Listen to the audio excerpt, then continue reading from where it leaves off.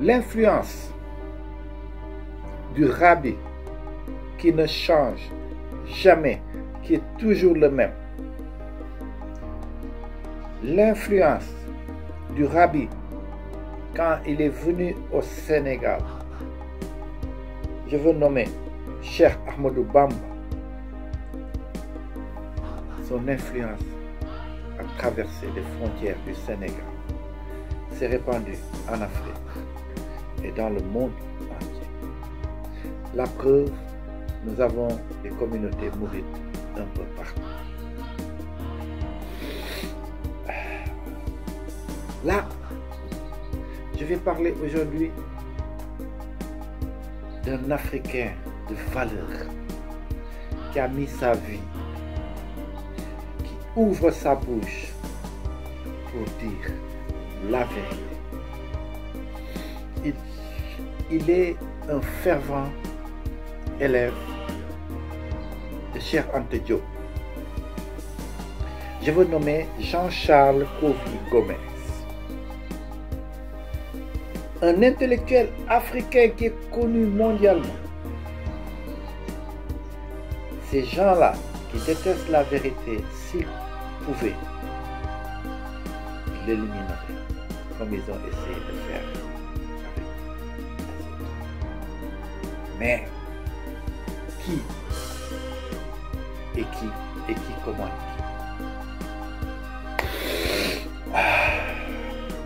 Je remercie Kofi, car il a eu pour rôle de réveiller la conscience des Africains.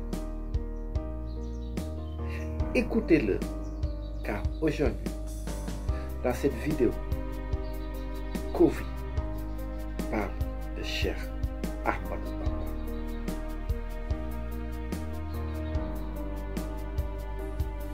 Merci et méditez bien ces paroles.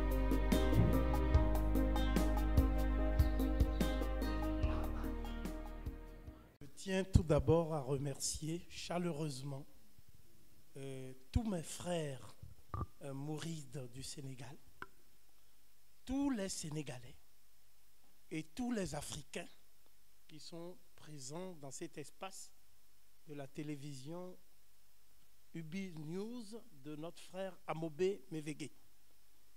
Je voudrais, avant toute considération, exprimer ma gratitude au peuple sénégalais, parce que souvent nous avons entendu parler de l'esprit de la Teranga.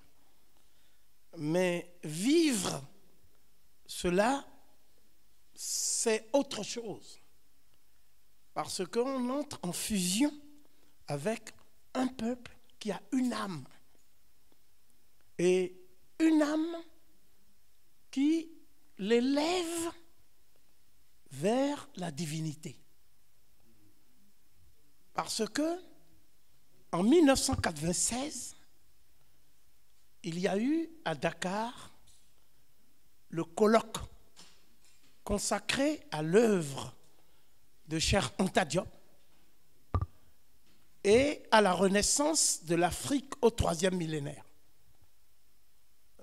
Je faisais partie des intervenants de ce colloque et j'ai assisté à toutes les étapes du déroulement de cet événement scientifique de portée mondiale, parce que parmi les intervenants, il y avait les plus grands experts en matière d'abord d'égyptologie, de paléontologie humaine, d'archéologie préhistorique, de génétique des populations, bref, toutes les sciences qu'on considère aujourd'hui, à tort ou à raison, comme étant les sciences les plus pointues dans le domaine de la connaissance humaine. Et il y avait le professeur Gunther Brauer, le spécialiste du modèle Out of Africa, comme on l'appelait. Il y avait le professeur Altenmüller, c'est donc le titulaire de chaire d'égyptologie à l'université de Hambourg en Allemagne. Il y avait beaucoup d'autres protagoniste de ce débat, mais c'est la discussion que j'ai eue avec un aîné, un doyen anonyme. Parce que dans la faculté de médecine de l'université Cheikh Anta Diop, il y a eu une controverse publique qui m'a impliqué dans la mesure où, parmi les disciples du professeur Cheikh Anta Diop, il y avait le professeur Obenga, Théophile Obenga du Congo, qui est le chef de file de l'école africaine d'égyptologie. Il y avait le professeur Mubabinge Bilolo de l'université de Munich en Allemagne. Il est de la République démocratique du Congo. Et moi-même qui suis béninois. Donc en face de nous, il y avait les détracteurs du professeur Cheikh Anta Diop qui voulaient en fait écorner son image à domicile. C'est-à-dire à Dakar même, parce que tout le monde connaît l'importance et la réputation de l'école de Dakar. Je ne parle pas ici de la négritude, je parle de la science sénégalaise, la contribution des savants sénégalais à la recherche mondiale, internationale. Et ce monsieur, après cette controverse, m'a attiré vers un endroit où on était discret. Et il m'a dit, Cheikh Anta Diop, c'est grâce à Serigne Touba, c'est-à-dire grâce à celui qui a incarné la spiritualité, qui fait corps avec la science la plus haute, la science du très haut.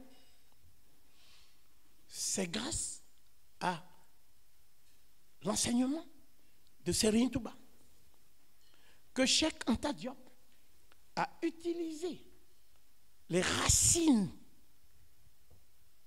du peuple Wolof, disons de la communauté Wolof, parce qu'il y a un peuple sénégalais uni par 1000 racines enfouies dans la terre de Sénégambie. Mais c'est grâce à l'enseignement de Cheikh Amadou Bamba que Cheikh Anta Diop s'est élevé au firmament de la science.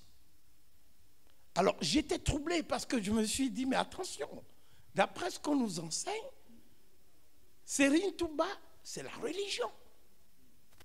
Et singulièrement, un courant soufiste de la religion musulmane.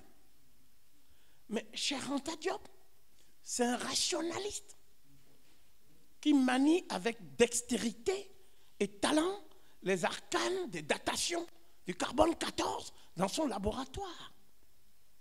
Donc, comment peut-on concilier ce qui n'est pas conciliable? Et c'est là où l'aîné, dont je tairai le nom, parce que celui qui m'a permis de le connaître, il n'est plus de ce monde. Il est décédé il y a 4 ans. C'est Sidi Touré, le frère Sidi Touré. C'est lui qui m'a permis de connaître l'aîné dont je parle. Et l'aîné m'a dit, si tu veux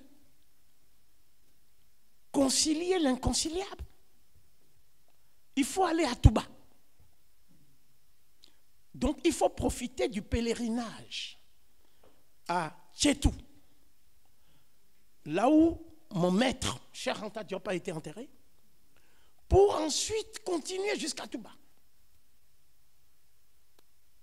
Parce que le pèlerinage à Touba va te permettre de rencontrer maintenant des gens et tu pourras confronter leurs pensées avec leurs paroles et leurs paroles avec les actes, leurs actes. C'est-à-dire confronter leurs pensées avec leurs paroles et leurs paroles avec leurs actes. Et tu sauras que la spiritualité la plus transcendante peut s'allier à la science la plus exigeante. Et ils m'ont dit, Cheikh Anta Diop, il a vécu parmi nous ici, alors qu'il pouvait s'exiler, aller aux États-Unis, enseigner dans les universités. Mais il a toujours considéré que sa terre, c'est cela qui permet que la sève monte des racines. Il ne pouvait pas quitter le Sénégal. Il avait un attachement viscéral à la terre du Sénégal. Et donc, j'ai entrepris de m'intéresser à l'œuvre de Cheikh Ahmadou Bamba parce que Cheikh Anta Diop nous avait enseigné déjà. Quand il a écrit sa préface à l'ouvrage de Théophile Obenga, qui est paru en 1973, c'est-à-dire l'Afrique dans l'Antiquité, Égypte pharaonique, Afrique noire. Cheikh Anta Diop avait eu cette phrase. Je cite, « On doit dire aux générations qui s'ouvrent à la recherche, armez-vous de science jusqu'aux dents et allez arracher sans ménagement des mains des usurpateurs le bien culturel de l'Afrique dont nous avons été si longtemps frustrés. » Eh bien, ce bien culturel qu'il fallait arracher, c'est en faisant le pèlerinage à Touba que j'en ai saisi toute la subtilité. Parce que à Touba, on voit une ferveur, on voit une dévotion, on voit une ardeur au travail, on voit une solidarité de tous les instants où on peut être pauvre, mais on ne peut jamais être misérable et on ne peut jamais être marginal. Donc j'ai été frappé et cela m'a amené donc à rencontrer 3 types de mourides. D'abord, le hasard a fait que j'ai rencontré les mourides les plus, en tout cas ceux qui m'ont le plus paru marginaux, entre guillemets. Mais j'entends par là, marginaux, pour moi c'est authentique. Ce sont des gens authentiques. Parce que dans un monde corrompu, seuls les gens authentiques sont marginalisés. Donc c'était les Baïfal. Les Baïfal qui se réclament du mouridisme le plus pur, c'est-à-dire de la fidélité entre Cheikh Ibra Fall et Cheikh Ahmadou Bamba. La fidélité. Et donc, j'ai rencontré aussi les gens qui sont des marabouts. Donc, en fait, pour moi, les marabouts, ce sont des mystiques qui parlent de choses et d'autres pour que le peuple se sente soulagé. C'est ce que je croyais avant d'arriver. Mais j'ai rencontré en fait des marabouts qui ne cherchent pas à soulager, mais qui cherchent à mettre les gens devant les épreuves de la vie. Et c'est à travers les épreuves, en les affrontant, en évitant d'être dans la dérobade, qu'on fait la preuve qu'on est un véritable enfant de Dieu, un véritable mouride. J'ai rencontré aussi des mourides qui sont en fait des hommes d'affaires. C'est-à-dire que souvent pour nous, le monde des affaires est entaché de ce qu'on appelle l'ère du soupçon. Mais en réalité, ce sont des gens qui ont compris que une communauté qui veut être autonome ne peut pas se permettre de vivre dans l'indigence, dans la mendicité et dans la pauvreté. Il n'y a rien qui soit plus étranger à Dieu que le fait de laisser son peuple dans la mendicité. Bien sûr, les infirmes, les gens qui ont eu des accidents au parcours de la vie, on peut comprendre qu'ils ne soient pas en capacité de produire ce qu'ils consomment et de consommer ce qu'ils produisent. Mais quand on a toutes ces facultés, mentales, physiques et tout, on n'a pas le droit de mendier. Or, comme chacun le sait, on a voulu présenter une image abîmée de l'Africain. Parce que l'Afrique a délégué à certains hommes le soin de défendre ses intérêts dans le concert des nations. L'Afrique souffre d'un déficit d'image. Quand on parle de l'Afrique, on dit le continent des pauvres, le continent des mendiants. C'est à tout bas que j'ai vu que l'Afrique n'est pas le continent des pauvres, ni le continent des mendiants. Donc, ce que j'ai retenu, et vous le voyez à travers le film, c'est que depuis l'Arabie, l'Afrique, qui est le berceau de l'humanité, est la matrice de toutes les civilisations anciennes. Comme nous l'a enseigné le distingué savant Cheikh Anta Diop. L'Afrique est à la base de la sédimentation du génie humain. Et donc, des Africains ont quitté l'Afrique pour aller en Asie, pour aller en Amérique, pour aller en Océanie, mais aussi pour aller en Arabie. Et ces Africains, on les appelait les Hadithes. Had, Shedad, fils de Couche. Et la première chose que le Coran enseigne, c'est que Dieu s'est manifesté à travers la prophétie de Houd. Et on sait qu'il y a eu beaucoup de prophètes depuis Adam. Mais Houd, c'est celui qui a essayé d'éloigner ceux qui éloignent les hadiths de Dieu. Je dis bien, éloigner ceux qui éloignent les hadiths de Dieu. Et quand on parle des hadiths, ce qu'on oublie souvent, c'est que leur nom montre que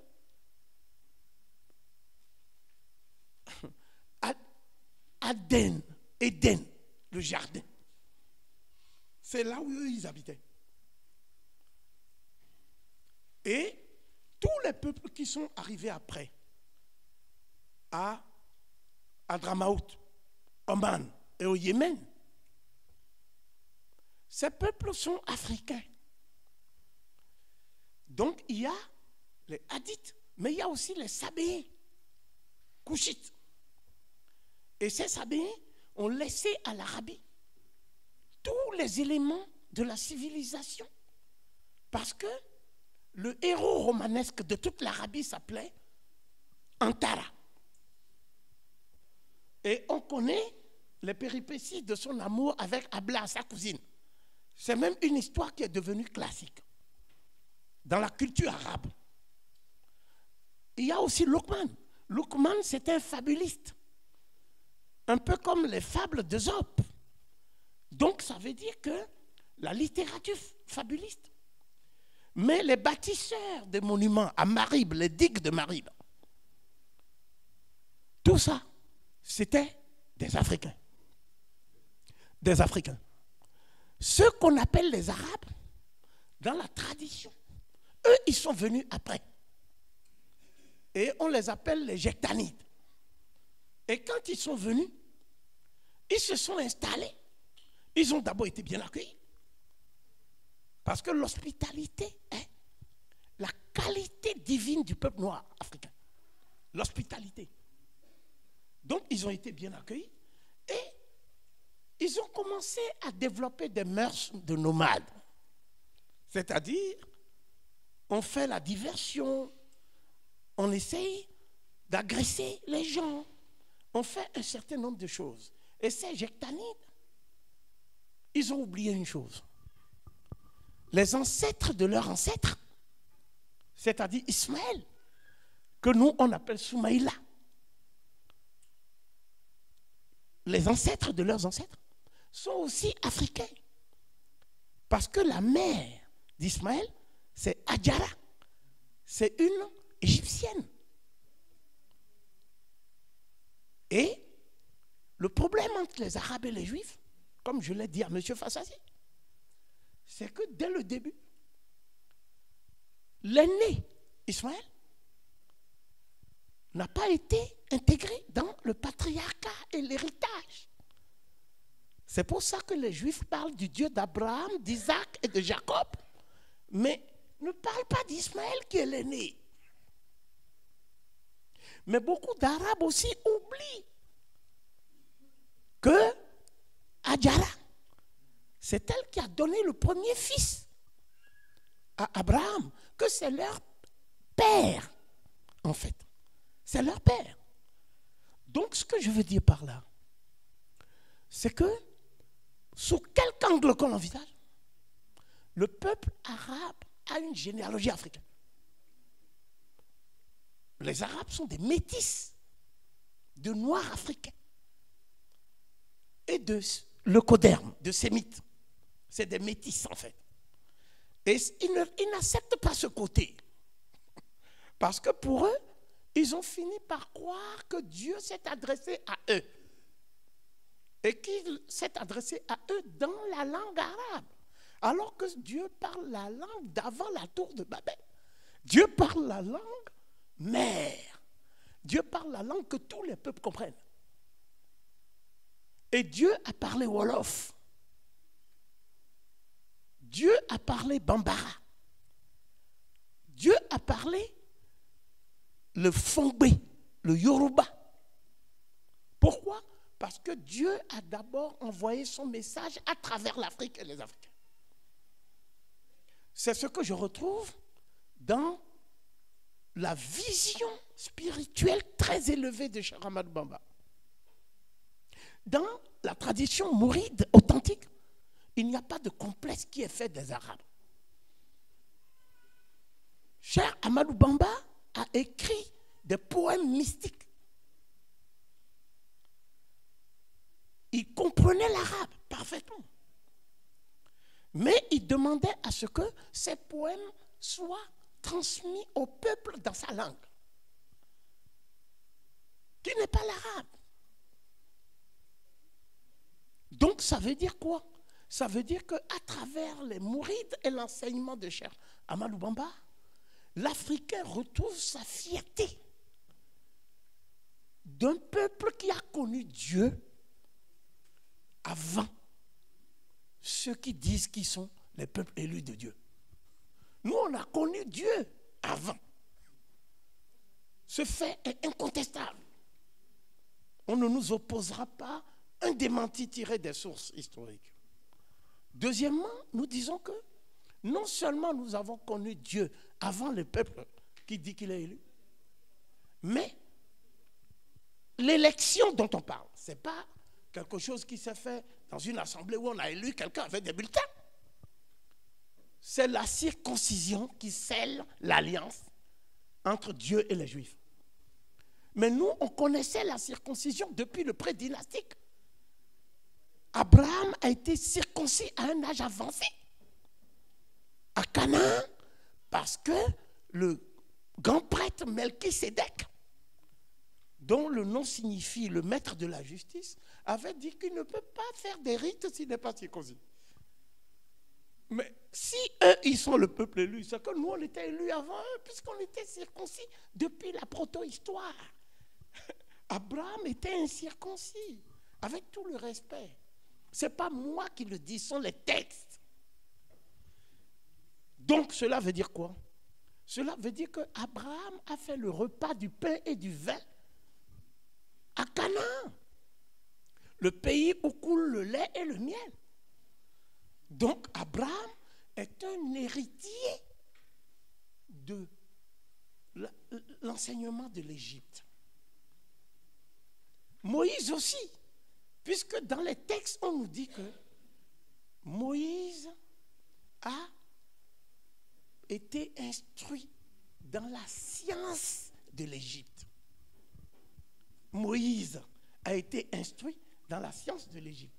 Donc, ce que je veux dire, c'est que les 4 points que j'ai retenus dans l'enseignement de Cheikh Ahmadou Bamba nous renvoient à la spiritualité la plus haute de l'Afrique depuis la plus haute antiquité. Le premier point, c'est que... excusez-moi. Le premier point, c'est que Dieu s'est adressé par révélation, en passant par l'ange, ou si vous voulez, l'archange, Djibril, Gabriel, à celui qui sera plus tard le Nabi. Et Nabi, c'est le même mot qu'on trouve chez les Mossi en disant le Moronaba. Le Moronaba. Donc c'est un mot que nous on connaissait aussi depuis. Donc il s'est adressé à lui et il lui a donné ce qu'on appelle un commandement divin, qui est de ramener tous les hommes, quelle que soit leur couleur. Je n'ai pas dit les Juifs et les Arabes, tous les hommes, de les ramener vers son royaume. Et quand on a voulu symboliser le retour vers les sanctuaires de Dieu, on a pris quoi? On a pris la Kaaba, qui est la pierre sacrée noire que les Sabéens et les Couchites vénéraient. Mais on sait aussi qu'on lapide aussi le diable. Mais ce n'est pas dans le sanctuaire de la Kaaba que ça se passe. Le sanctuaire de la Kaaba, c'est le sanctuaire de ce qu'on peut appeler l'élévation de Dieu vers la pierre philosophale, la pierre solaire. Merci, professeur. Si vous oui, voulez, je conclue. Voilà, conclure. comme j'ai longtemps attendu et qu'on m'a dit de venir, c'est pour ça. La deuxième chose que j'ai retenue, c'est que c'est en observant le ciel et les oscillations lunaires de la Lune qu'on décide du moment où Dieu appelle les fidèles pour aller vers le Hajj ou le Ramadan. Ce sont des rites que connaissaient les Sabéens et les Couchites. Troisièmement, on ne peut pas être riche et être entouré de pauvres. De même, on ne peut pas être pauvre alors qu'on a des riches dans sa famille. Eh bien, cela, l'Afrique connaissait ça depuis la nuit des temps. La dernière chose, c'est qu'on dit, le prophète est venu témoigner du fait que Dieu veut réunir tout le monde. Quand je dis tout le monde, ce sont les fidèles, mais aussi les gens qu'on appelle avec arrogance les kafirs, les majous, tous ces noms-là qu'on utilise par mépris. Et Dieu ne méprise personne. Et le prophète Mohammed n'a jamais méprisé quiconque. Donc, il est venu pour annoncer la venue du Mahdi. Quand je dis le Mahdi, beaucoup de gens disent « Ah non, non, non, personne ne va venir ». Mais ce n'est pas la venue d'un homme. À travers le Mahdi, c'est la venue de celui qui va réconcilier l'humanité dans le royaume de Dieu. Vous voyez? Donc ça aussi, c'est la vision de l'Afrique. Donc je voudrais juste dire ceci.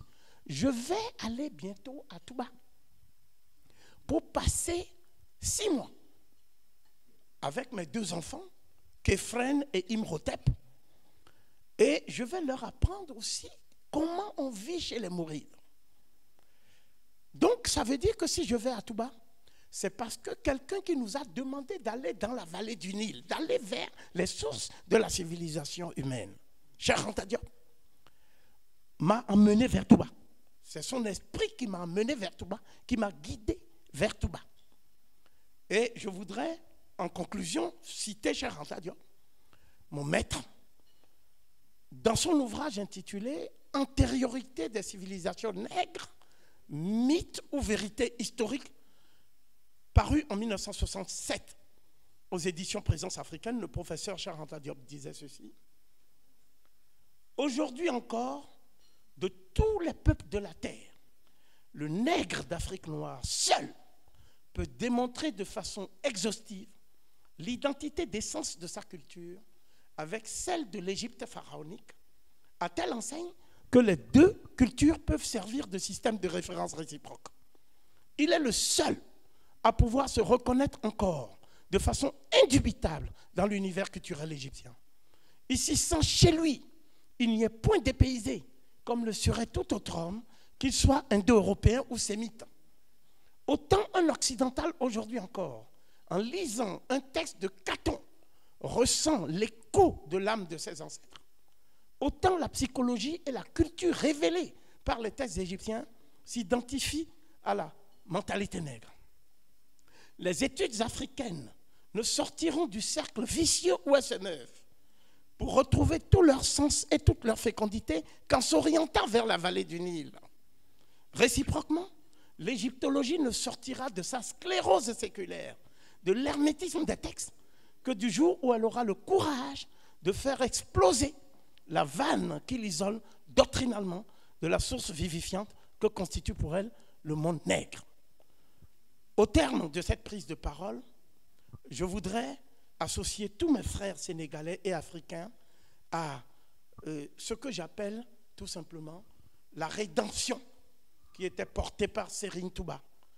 Et ce pourquoi il a accepté le sacrifice de la déportation au Gabon, puis plus tard en Mauritanie.